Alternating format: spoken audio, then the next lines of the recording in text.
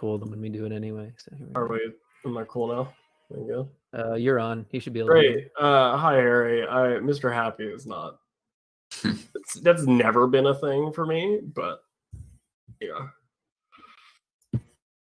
Trying to say you're never happy. It comes and goes. It comes and goes. So, Pony, just now saw you're here. Hey, I haven't. What's up, think Donnie? this should work. Oh no, smoke flares. Oh no, what are they gonna do? El Paso put off a smoke flare. Oh no. Guys, we're fucked. El Paso put a flare out. Was the flare wearing a mask?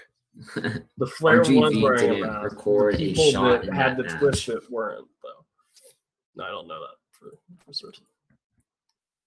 Is this just? I don't really need to watch the highlights of the Phoenix game, right? I mean, we all check. We all get it. Yeah, John Vaccaro. Oh. What chances do you think someone contracts a virus from that Louisville game? 200%. What's like the lowest, highest number I can give you? I saw one report that someone had looked in Jefferson County and there was like one really cool site and they said it was like 99% chance someone at that game had it. Yeah. And, if you're going to be irresponsible about your fans, you deserve to have the Riverhounds come into your new home and beat you in a very meh match.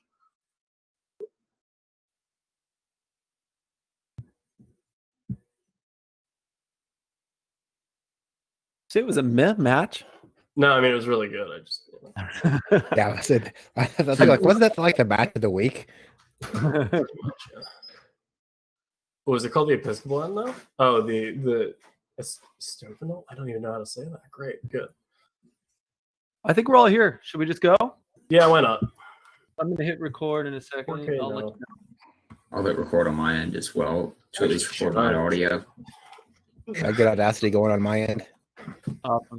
Thank you all. BRB.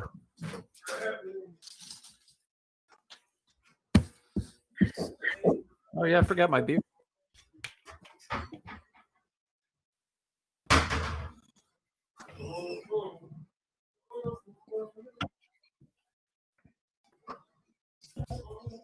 Say tomorrow should be the day where it goes all insane for the English fans again.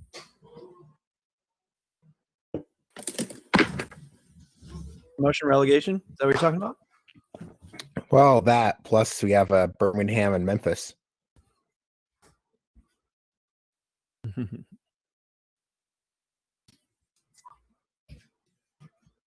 Well, it's nothing but today's what was it? Wigan beats Hull 8-0. God damn, that was brutal. That's crazy.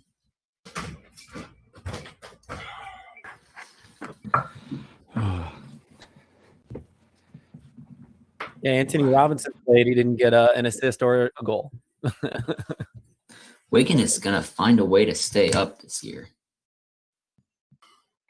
As long as they beat Charlton. All right.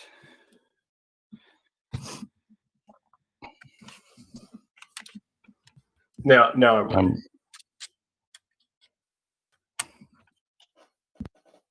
It was weird. The whiskey was in the bottle and not my glass, which is wild. Recording. Rolling. Well, yep. We're good to go. Cheers. Hey, everybody. Welcome to the USL Show, which is a podcast about the United Soccer League championship. I have to specify now. They played games this week, so we're going to talk about those. I'm your host, your favorite cheesemonger's favorite cheesemonger, your favorite podcaster's favorite podcaster. One of those two things is undeniably true because really, how many cheesemongers do you know? Just me. Evan Villela. Hiya. Nice to see you. Here with a couple of my soccer acquaintances. In this case, they're actually all my soccer friends.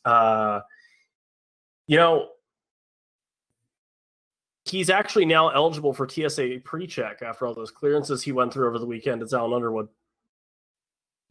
Hey, how's it going? It's going. Yeah, last Get it? minute because clearances. of the Yeah. because of the goal line things. Yeah. Yeah, the tweeted out that the goal line for San Diego Loyal was more like an arc that had Yeah. it went into the goal, Yeah. so you can stand in it and clear from the goal line. Yeah, I think it's funny because people were so focused on the Indy 11 game with the end zones that they didn't realize that the weirdest goal line shape is actually in Utah. So yeah, little known fact. yeah, a lot of people, it's an elevation thing. Yeah. I don't think a lot of people know this. His day job is actually doing a little bit of construction work and some general contracting, which is weird because after Pittsburgh beat Louisville at the opening of Lynn Stadium, Phil Grooms is now the second best home wrecker in USL Championship. I wish I got that the first time. What are we getting at here? I'm so sorry. Pittsburgh ruined Louisville's home opener. Oh, and you're really good at breaking down houses. In general. Good. I went straight That's to the the joke. ruining marriages thing. I knew you were going to, which is why I was like, you know what, I'm going to make the joke for everyone else, and we'll just get Phil on the back end. Yeah. All right. Well, this is classic. This is me not getting Evan's joke. I'm really bad at this. Yeah, I mean, we're back in midseason form already, so that's great. Hey, speaking of things that are back in midseason form, maybe the other two guys on this podcast could have informed the USL that having fans in arenas was a bad idea statistically. It's Pony and Ryan Allen are here. Yes, we are. I mean, who's supposed to say yes first? I that's was what we waited waiting for. for he was going to say, And I knew that you were yes both going to first. try to defer to each other, and now we're here.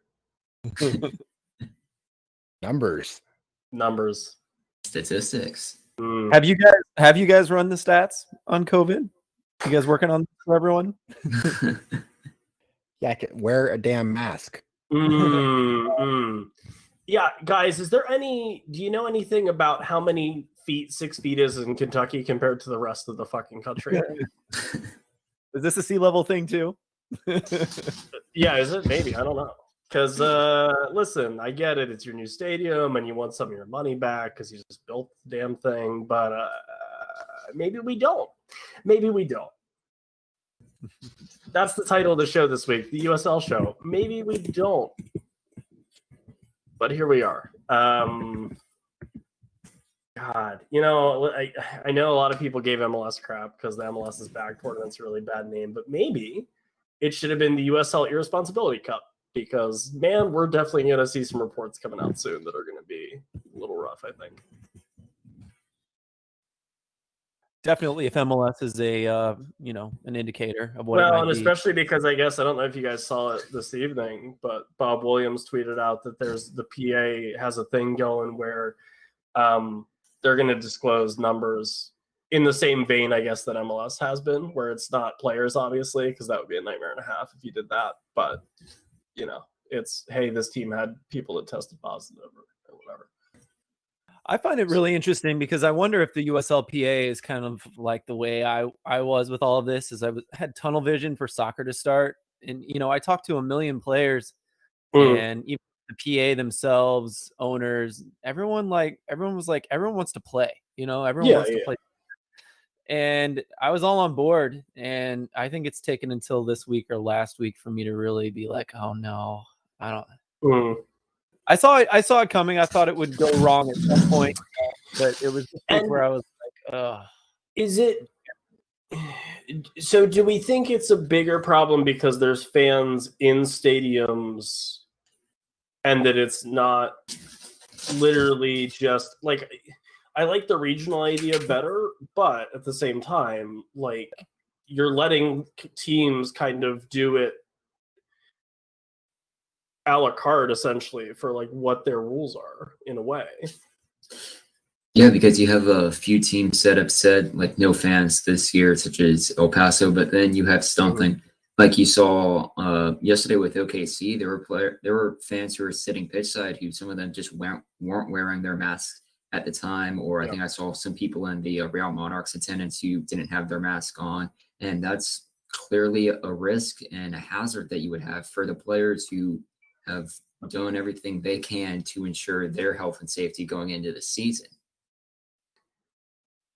And here's where I put on my cheesemonger hat a little bit and say, you can have all the precautions in place that you'd like, and that's great.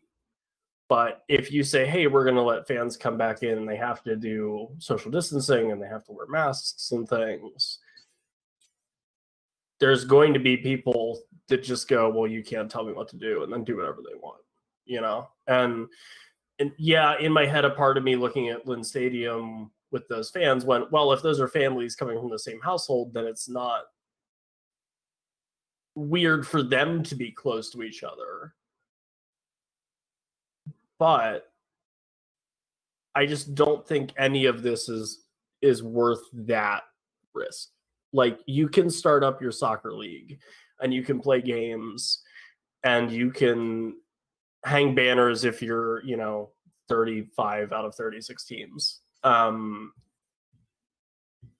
like, I don't get where the disconnect is in, if you were a club owner, yeah, I would love to get people back into my stadium, especially if it's new, or just in general to try to recoup a little bit of gate loss. But I wouldn't be able to deal with the fact that I'm putting people in my community in risk because I'm letting them come to this game. Yeah. I mean, to me, absolutely. I mean, you look at Europe, we have teams in England and Germany who are allowing a couple hundred people, mostly journalists, into a 50,000 person stadium, who have done a much better job than we have of controlling this thing. I mean, I think it's basically a given that by the end of August, there's a USL team that's dropped out. They just say, you know what, we got a hot spot, 10 of our players caught it, we're done, and they move on. And I mean, we're not saying it's happened because of the fans, but if that increases it from maybe 5 to 10%, you're a horrible owner to say, yes, we're going to allow people in. I think it's like one of the good things that I really was drawn to the USL is the ability for teams to kind of operate how they want to operate to a certain degree and have that local control, which you got to hype it when it works well. But I think this is one of the instances where that local control, you're in a position to make a decision that's going to benefit you financially.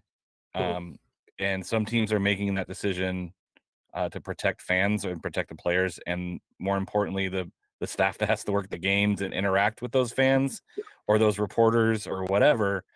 It's nice to be in a league where the teams are allowed to make those decisions. But this is one of those times where maybe a league office or a community says, wait a minute, like they said, I forget how many they wanted for Real Monarchs, but it was nothing close to that. But I'm hoping, with Harry, that people see this and then make some corrections between now and the next game. But if it's between making money and staying afloat and doing that, I see some teams not willing to make that correction. That scares me a little bit. That scares me a little bit.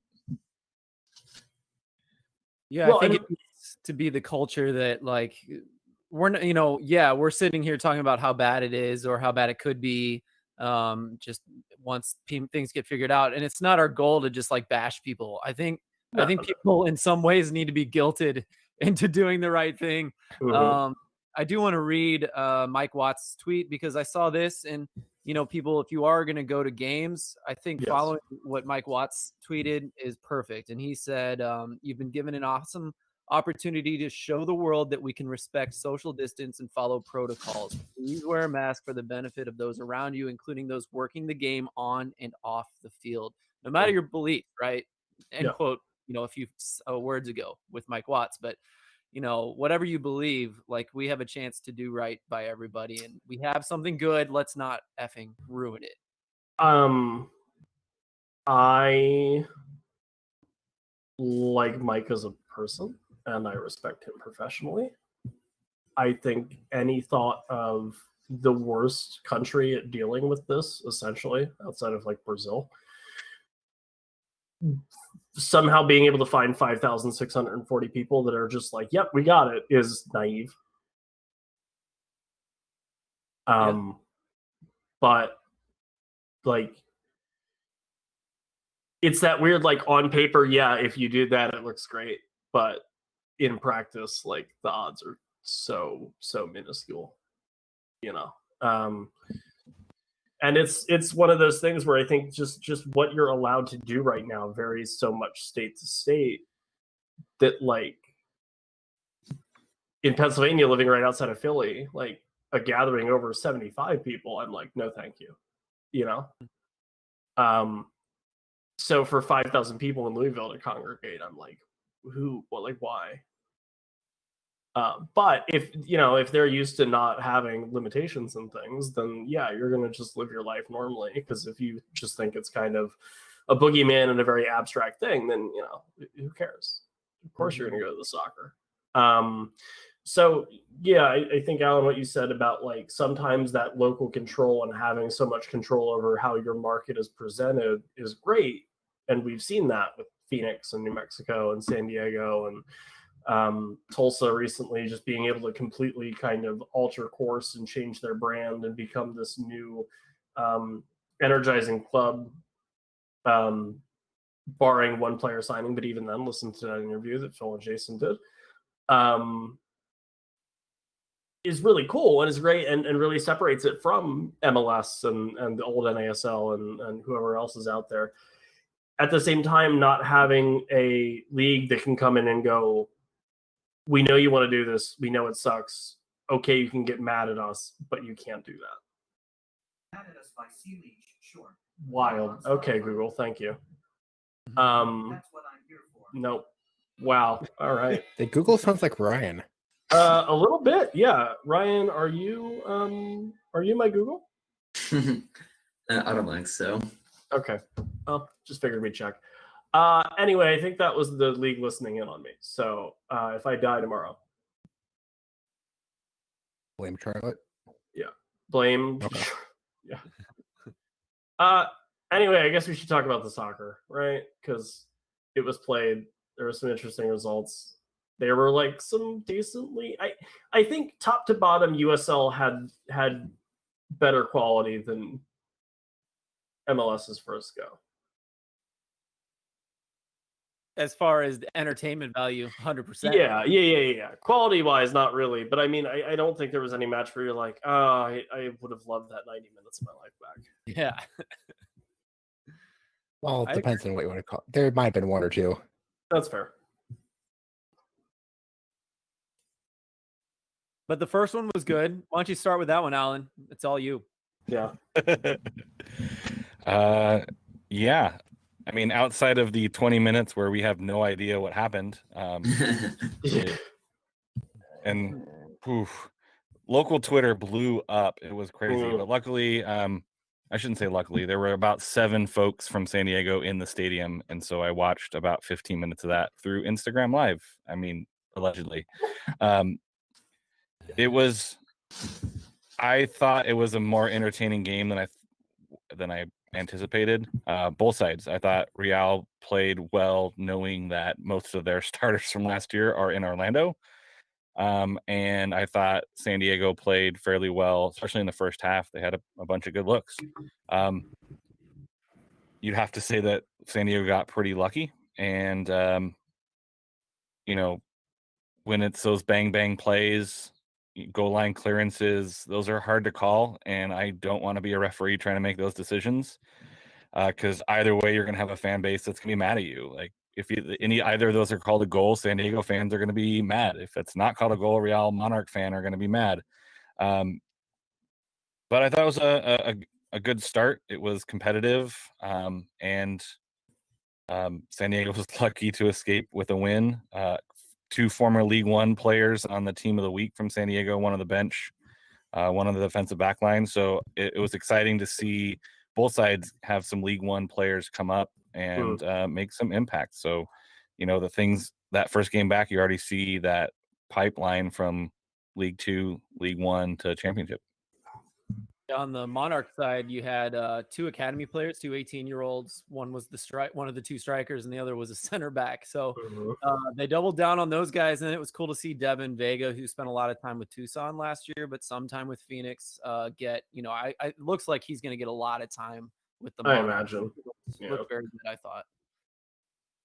But I liked how they used, if you're going to use an 18-year-old striker in USL Championship, I like the way they used him. The guy pressed like a madman. I was really pressing, and he has a motor. So if you don't have a prolific 18-year-old striker, then if he can do those things, you can do a lot of things still in a game. I thought those aren't necessarily a dime a dozen either. Right. Yeah. Totally. But I would say in the first 5-10 minutes, a lot of even the MLS games were like this. One team really takes over, and then the story flips. I thought the first 5-10 minutes, RSL was pressing like crazy, and they were owning San Diego Loyal in that. And then I think Loyal kind of got their feet under them and were able to play out of it and really started really nice systems of play after that. Didn't you think, Alan? Yeah, I'm gonna have to go back and watch some of it, because even from the first couple matches to this one, there were some modifications. They usually do a 3-5-2, but they were running it 4 at the back for a time. So it was very interesting to see how that game developed over the course of the game. It was super fun to watch kind of these teams grow and develop into have an identity within the game itself. It kind of changed and morphed. And I think you saw that with some of the games later as well, which I think is what made this opening weekend really kind of fun to watch. Was the score lines might not have been interesting, but the modifications through the game, and the changes of tactics in the middle of the game. There was some really, really fun stuff that happened this weekend. Yeah, I think the problem with this game, San Diego played very well. They played better than I thought they were going to, but I think you also have to say they got lucky with calls from refs. We're going to touch on that a lot more later in another game, but I think there were 3 50-50 call-ish ones where every single one went to San Diego, where I think this probably should have drawn more often than not, but I like what San Diego did. They looked a lot better than I thought they were going to be this year, and who knows, given the conference, or I guess the group they're in, they might need a little bit of luck to get out of it, but getting 3 points at Salt Lake, that's a good result, even if you have to chalk it down a bit to luck, I guess, home field advantage on the road, if you want to call it that. Yeah, and if you're looking at a few of the stats from this game, San Diego was able to control 63% of the possession with 490 passes. There was quite some time that it took before Real Monarchs were actually able to record a shot on target, and they only had the one during the match. So San Diego did a very good job of being able to break down Real Monarchs defensively in this one. To be fair, probably about 15 to 20% of that possession was passing it around the back. They did a lot of that to kind of control the tempo, I think. So I think that stat was maybe a little bit inflated compared to the normal run of play. But if you can control the ball around the back line, that means you're confident that they're not going to press you too hard and that you're going to maintain possession. And I think that they were trying to control and slow down tempo with the altitude in the first game back. Yeah, and that certainly helped with their passing accuracy at an 88% from this first game and a 72% of passing accuracy in the opponent's half, which is still very good.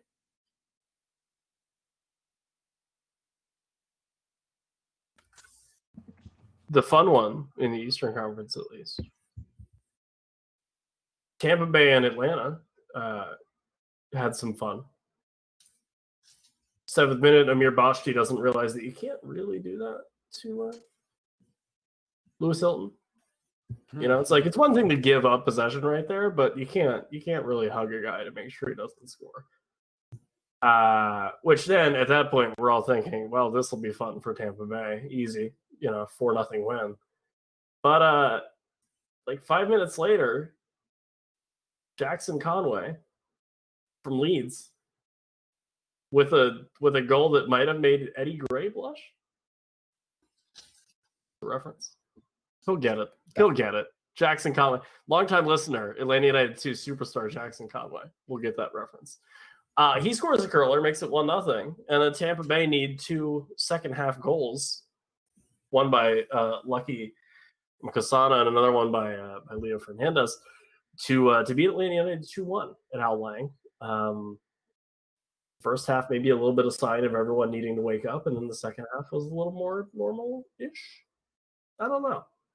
But could have been embarrassing for Tampa. They come away with the win, though, at home against Atlanta United, too, which sets us up perfectly for everyone thinking that 2 teams should get out of the league after LA Galaxy 2 lost 4-0 to Phoenix Rising later that night.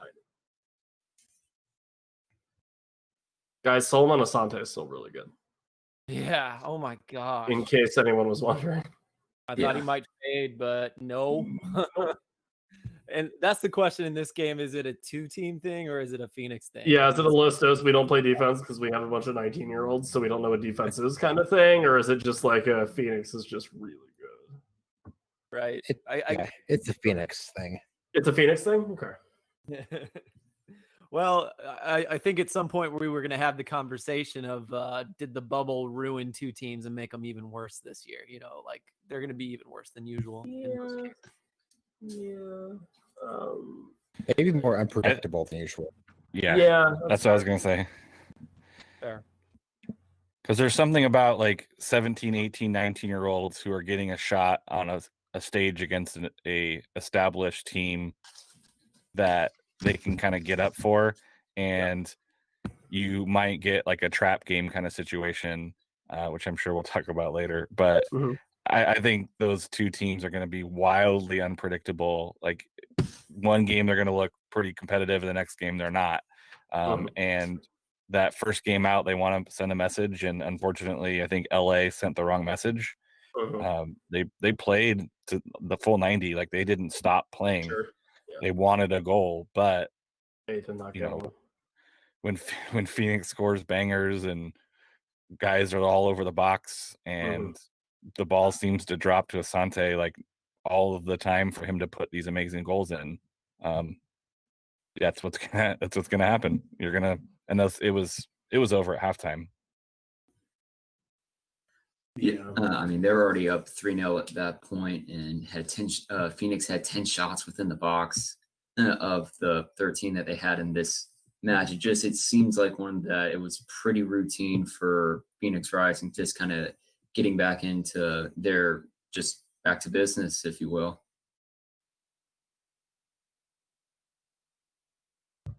It's like upsetting when Kevon Lambert can like take a night off. And Phoenix still like rolls. Yeah. Mark Murray did say he thinks Listos bringing teenagers was the problem, but also that 3 starters were out for the Galaxy. Yeah. For the Galaxy, I assume. He'll correct us in about 2 minutes, but yeah. I'll just feel it. There's a delay. Yeah, I don't know. Phoenix. Asante is just unreal. 2 goals on the night. Phil, you probably don't want to talk about it a whole lot, but Indy 2, St. Louis 0. Correction was for Phoenix. They had 3 starters out, including there you go. Yeah. But yeah, I think the news with the St. Louis one is it was a very typical St. Louis Indy game. I didn't think it was too crazy, but the big news was like the morning of the game, St. Louis was already in Indy for the game, and Fenwell Kavita, one of our center backs, had a fever, and so they sent him home immediately. Yep. And Kyle Gregg, our starting striker for the most part, has a pregnant wife and like a 1 or 2 year old, and he went home voluntarily. So things changed suddenly for the team. They didn't get to do. Both those guys are starters in most games, so things were different. But like I said, it was mostly a pretty cut and dry St. Louis versus Indy. Indy has a lot of talent. They looked extremely good. They're going to be tough to stop. Andrew Carlton looked great for him, but so did all the other typical guys. They defend well. Yeah. And if Andrew Carlton and Tyler Pasher are going to be on that kind of page with, minimal time to get acquainted to each other as far as games go, to the point where they were like actively like, oh man, didn't think that would work in training, did you, Tyler? And he's like, well, but it worked. Then Andrew Carlton's like, yeah, it worked. Like, it's such a weird, like, you got like Mighty Ducks 2'd on, kind of. I agree. Where it was like, you know, Andrew Carlton and Tyler Pasher of the Mighty Ducks and your Team Iceland. And they're like, well, we'll try the Flying V, but we don't know if it'll work. And then it worked. And they're like, haha, we win. Yeah. That's going to be a bit of a problem. Kept seeing Carlton like turn with not much space and just bang a ball to Pasher with his left foot across the field and just be on a dime. You know, like that's going to be tough to stop 10 times a game, which is what St. Louis stopped that about like 9 times. But one of them was a goal. Right. So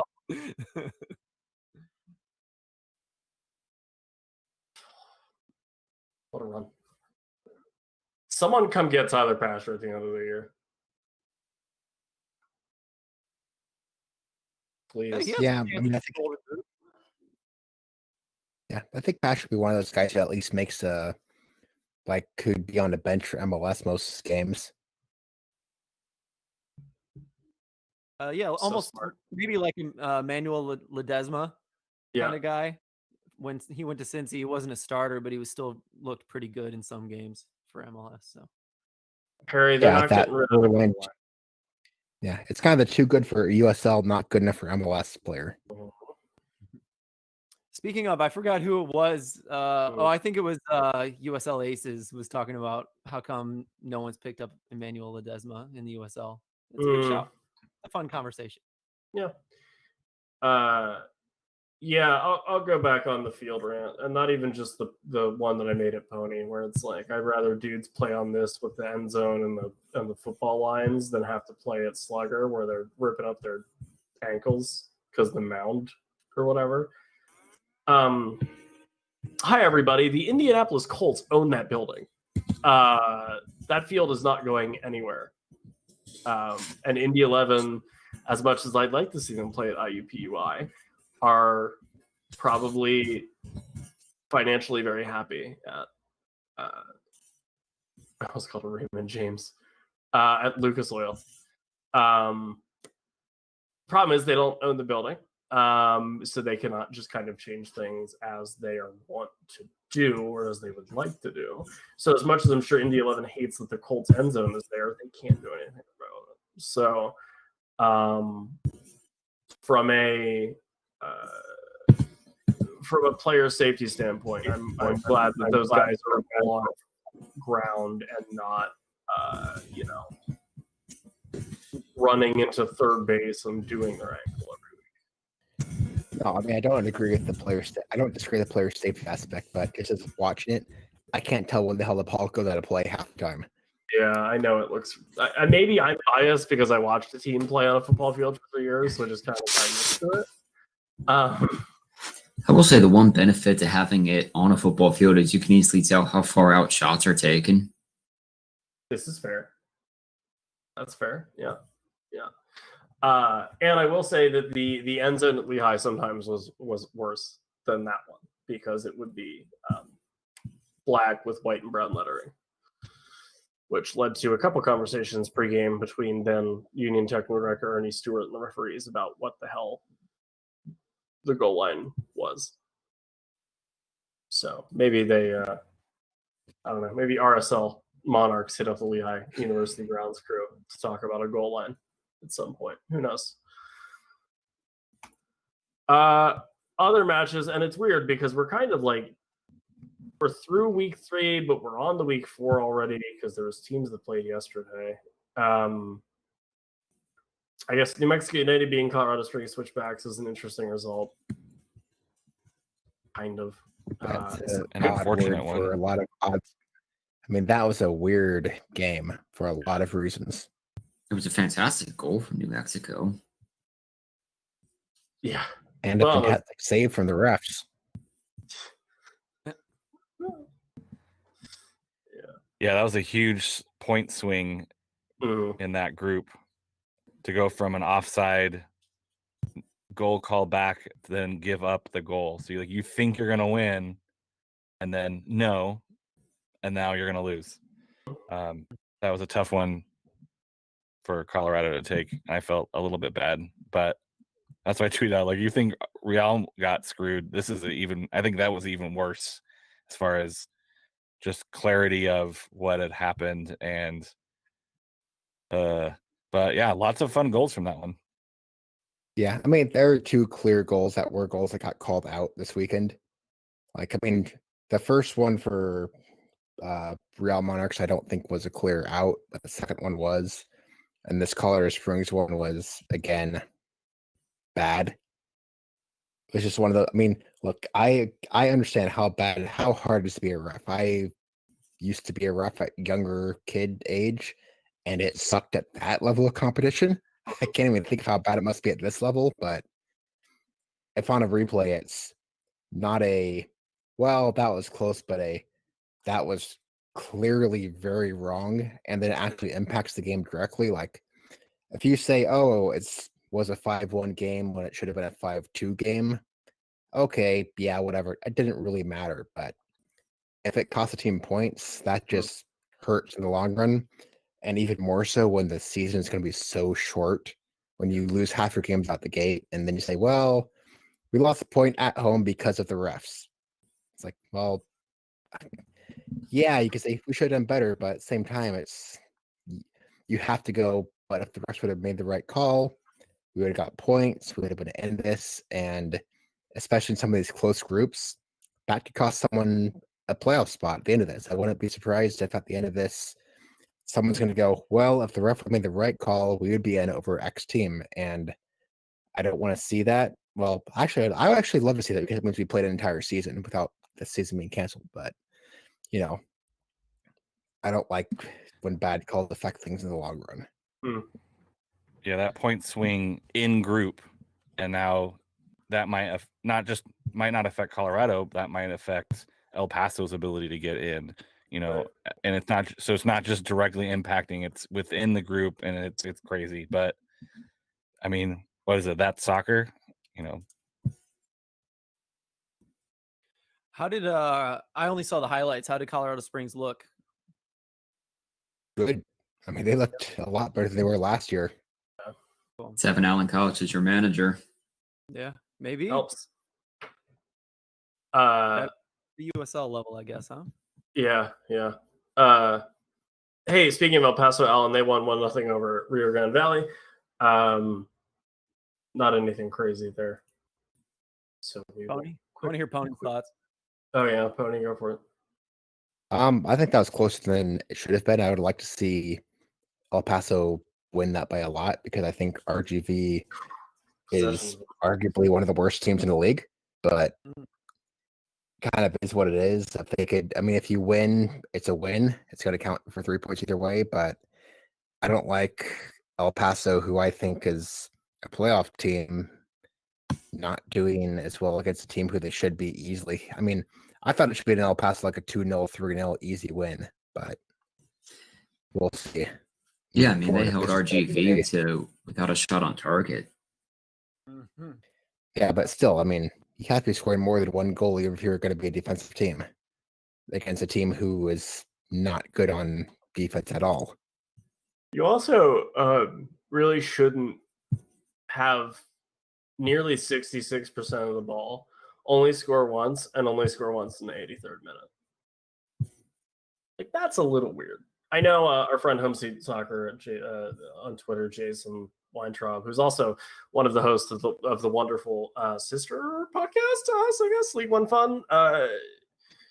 He's a big possessions of meaningless stat kind of guy. And I used to be like, well, that's really stupid. But now the more I see stuff like that, where it's like you have 70% of the ball, but you score once and like it really doesn't matter a whole lot, the more I'm like, you know what? He's probably got a point.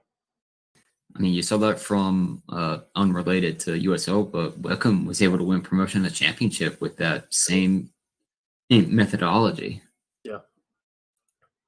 It's all about what you do with it. Speaking of what you do with it, why would anyone doubt Bob Lilly in 2020? You just wouldn't. Louisville hosts the Pittsburgh Riverhounds at Lynn Family Stadium, which looks gorgeous, by the way. And then they lose 3-1 to the Riverhounds, which, you know, a lot of people after the game, and rightfully so, always said that, you know, they're like, well, you know, Louisville are a slow starting team, and, you know, this, that, and the third, and you know, Lily plays physical, but not great. Not great. Lily's teams are slow starters too. Remember, I doubted them real hard, I think, last year. Well, I mean, we're really good. We've been doubting them for 4 years now. So yeah, but I they think didn't we're win. just going to stop talking. And we'll just be like, wow, you know, look at that. This is just me not making the mistake I made last year. Is what Yeah, right. We've grown. We've changed. We're better for it. But they came out hot. This is another game that flipped, right? Louisville was owning the game, and then, you know, Speedy Williams, 18 minutes, puts it in from like 20 yards, and then, well, right before halftime. And then within 6 minutes of the second half, it was up 3-1, something like that. Yeah, you have Rapapa Mensah, who got an assist or 2 assists on it, with Pittsburgh only recording 6 shots from the match, but they were still able to get more shots on target than Louisville in a 4-3 advantage. This one reminded me of the championship game from last year. Yeah.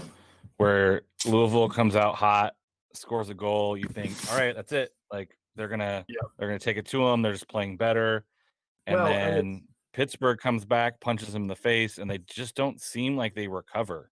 They don't seem like they make that a adaptation like Louisville has made in the past.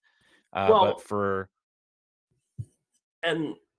and they're so deep, and they have so many talented players that Louisville is a team in theory, and I think in practice sometimes during the seasons at least, you go, okay, they should be able to score in the 20th minute and just kind of hang on and control the game and kill it off.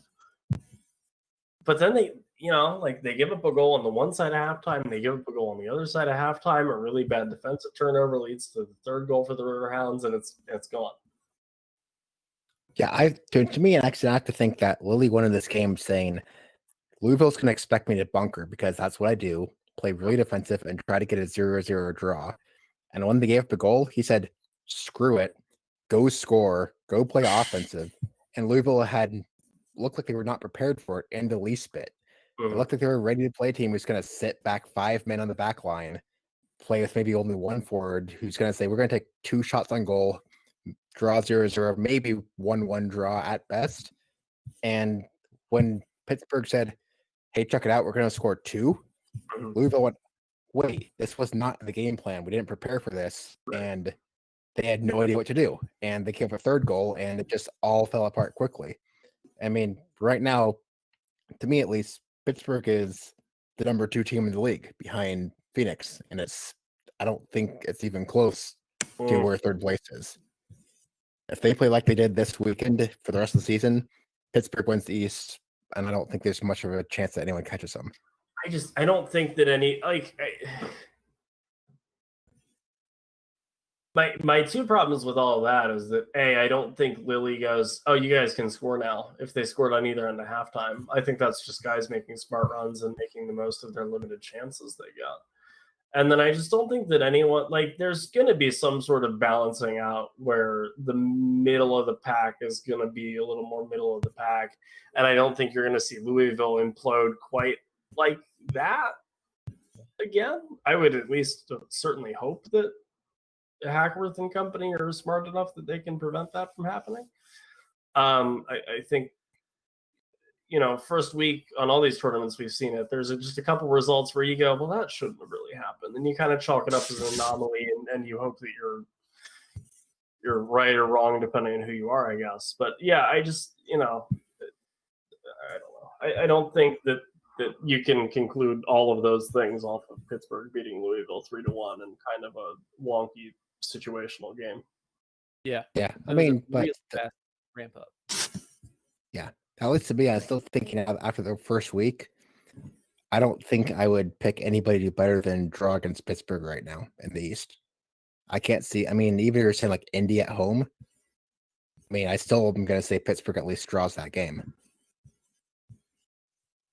I don't know. I mean, it's hard for me to say that the first half of Pittsburgh's play is good enough to beat Indy. That's not, you know what I mean? So did they flip a switch? Did they just kind of wear down the opponent? Or did Louisville have like 15 minutes of lapsing and they just weren't themselves? And that was an anomaly. Like, it's too soon to say, I think, but I will say that something that Devin Kerr mentioned in that game that I noticed in the championship game that I've never noticed about Lilly, and maybe he's always been like this, but like the tempo of play that Pittsburgh has it's not just the running, but it's the passing. It's just like constant and it's clean for a USL team. It's pretty clean. And so I think that's where it's hard for us. Did I get the right one?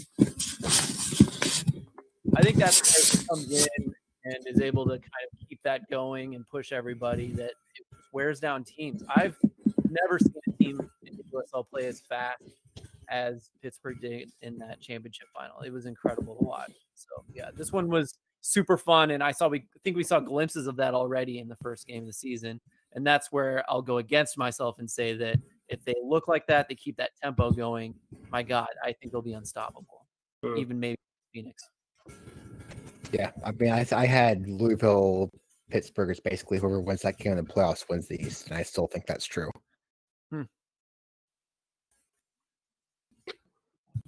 Your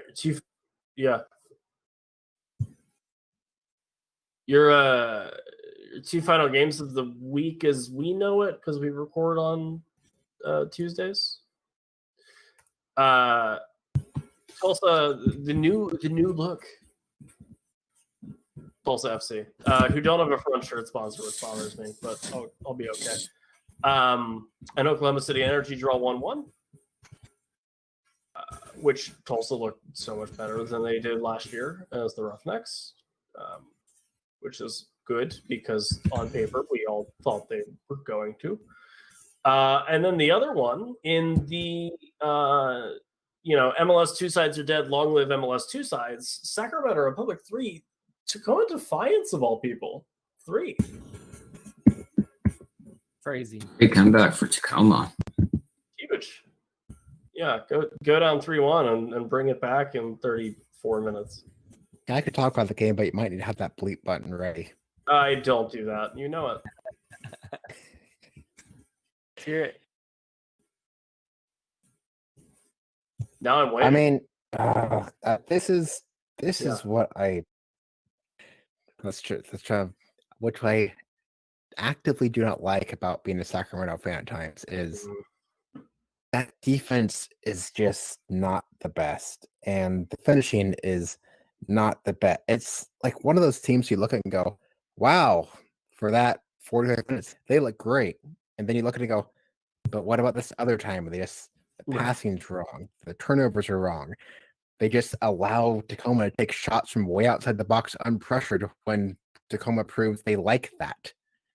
It's just, I mean, it's one of those things where they let Tacoma play a game where I think Tacoma had the best chance to come back into it by saying, "Hey, you 18-year-old high school kid, go just take a crack at it from 30 yards out." And it worked again and again. I mean, even out the gate, I mean, Tacoma scored within the first 60 seconds. And I was like, I turned on the game right when it happened. And my first thought was, oh, expletive. This is going to be this whole thing again, this whole season. And then they came back, I'm like, oh, 3-1 at half. We're good. I was like, oh, 2-3. Well, that was a fluke, hopefully. Maybe not, but it was a fluke. Then 3-3. And the rest of the game, I wasn't going, hey, you know what? We're going to score, we're going to win this one 4-3. I was going, we're going to screw this up. We're going to lose 3-4 at home in the return to play to one of the worst teams in the league. And it's just going to be embarrassing. And we drew. And it was still very embarrassing. I mean, I don't want to, I mean, I think Group A and the Group A for that West Coast, where it's the Sacramento, Reno, Tacoma, Portland, worst group in the entire USL by far. I think Sacramento with a above average group would probably be a bubble team. Same with Reno. They'd probably be a bubble team. Portland and Tacoma probably would be dead in the water with 3 other good teams, but it still should be Sacramento and Reno. But this group, I don't like it. None of these teams look good to me. Sacramento embarrassed themselves. Tacoma looked better than they were expected, but it looked bad in the first half. I don't know what else you could say. This was a horrible game to watch, and I'm kind of pissed off I put myself through watching this entire game. Whatever. Sacramento with just 4 clearances on the night. Oh, Exactly. If no event set matters. How do you have 4 clearances and allow 3 goals? And I guess another odd stat line that stuck out to me was the fact that Sacramento had 29 crosses to Tacoma's 3. Well, Sacramento always crosses and never scores. That's not new. Yeah. They score through like creative passing in the midfield. Didn't you? I feel like last year you said their defense was better than usual. But it was like a one lone thing, and it looks like it's bad again. What do you think about Mark Briggs? Do you think he's part of that, or if it's just a Sacramento thing? I think it's new coach. It's always going to change things up, and he has some players back there that weren't all playing last year. But I think it's also the lost season to an extent where, they're going to be MLS soon. You can't really say we're going to hire a complete USL back line if you think that they're not going to be MLS team. It's that weird intermediate stage where maybe they're not, with this whole short season, willing to say we're going to basically go with what Cincinnati did and say we're going to play a bad MLS team in the USL. But at the same time, you can't say we're going to play a team who's going to be a great USL team for 3 or 4 years, because it won't exist at that point. It's that I don't know how. I think it's a really rough spot to be in for a coach and for a GM and people hiring people. But they have to be better than this. If you don't easily make playoffs in this group, it's a horrible failure of a season. Even if you win the first round playoff game, to me, it's a failure of a season if you're not maybe 8 points clear of third place.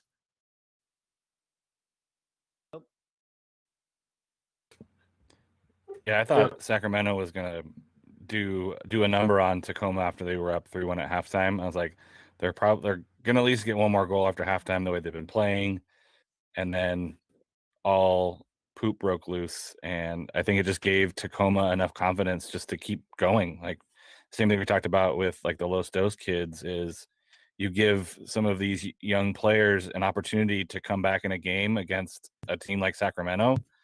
They're going to be chomping at the bit to prove that they're they deserve a shot, and they're going to be hungry, and they're not going to care, and they're just going to go for it. And then that second goal went in, and I think it was just I think you could just see the belief in some of those kids that, hey, we have a chance to do something here. Let's just keep trying and keep trying and keep trying. And it's one of those instances where you got to play the full 90. And I don't think Sacramento really did. It felt like they kind of maybe got a little tired, and the kids just kept running. So maybe the youth has that advantage at times where you're going to play full 90 and you're going to be able to run full out because you're going to recover just fine. Whether, some of these guys who in their mid-20s, late 20s, early 30s might not be able to give that full 90 right now. So maybe it's a stamina issue with Sacramento right now that maybe they figure that out after a couple weeks, and then it's not a problem. But it just seemed like they couldn't close it out. I always felt like that was Bethlehem's MO. So you really just call all of us old, right? I'm in that boat too, man. Except Ryan. That's right. You call all of us but Ryan very old right now. I didn't say old. I just said we probably couldn't run for a full 90 minutes. And I can't run for a full 90 seconds. Thank you. Right? Yeah. To be 18 again. Not even. No. Sorry. I'll rephrase. I could never run a full 90 seconds in my life. Did we spend enough time on Louisville's stadium? It's groundbreaking. It's historic, I think. Yeah. Are we good? It's a larger stadium than Wickham, who was promoted to the championship this past weekend by about a couple thousand seats. Yeah. Looks great. Would look better if there was less people in it because that means they'd be safer. That was the joke I was about to make. There you go. Beat to it. I appreciated that they thought about the future fan setup in the supporter section where there's areas to actually set up drums in a way that make them playable. I thought there was a lot of really smart decisions that were made with the fans, not just like the play and the way it looks on camera, but to set up that safe standing area with it set up and designed to be permanently supportive of the supporter section is great. I was like hyping that all up, and it's going to reverberate that sound very nicely. But hopefully, again, like Evan said, with that will be much further down the line because maybe they don't have people in the stands. But I thought they thought about it, the whole outside, inside, the way it was set up. It wasn't just about the soccer. It was about how do we support our fans to have a good experience and to elevate the play on the pitch as well. And you know what? Their women's team logo is beautiful. Yeah, killed it. It was really good. The name is fine. It's fine. The lavender, regular purple, or royal purple, or whatever, and then the lime green. It's perfect. Perfect. Yeah. Anyway, yeah, I think that'll do it. Friendly reminder, if you are planning on cave aging a cheese, put it on an angle so that the cloth doesn't get stuck to your wood boards. Tip. I gotta take notes. Cheese tip for the week brought to you by Crown Finish Caves, which are up in the old Nassau loggering tunnels in upstate New York. Anyway, that being said, if you want to talk soccer with us, you can do.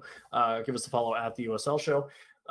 Many thanks to our sponsors, Roughneck Scarves, roughneckscarves.com, Icarus FC, my dear friend, who someone I know has a dinner date with him actually soon, for reasons. Icarus FC at PHL.com. Go buy all of his merch. Go check out the new what are they called? Flight 83? The Tulsa supporters group. If you wanted an Art Deco soccer kit in your life, which you do, it's beautiful. Nothing makes me more excited than teal and gold on a kit. So check that out. It's a banger.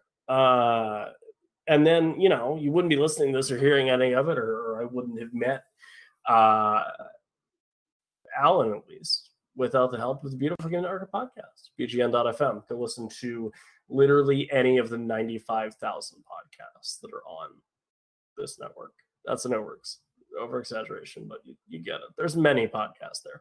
If you like a team, chances are, you know, we might have a podcast about them. I'll give a shout out and say that No Mean Soccer is looking to get to 225 subscribers, and I'm sure you can go over there and give them a hand. Richard and Brian, wonderful people, good friends of ours.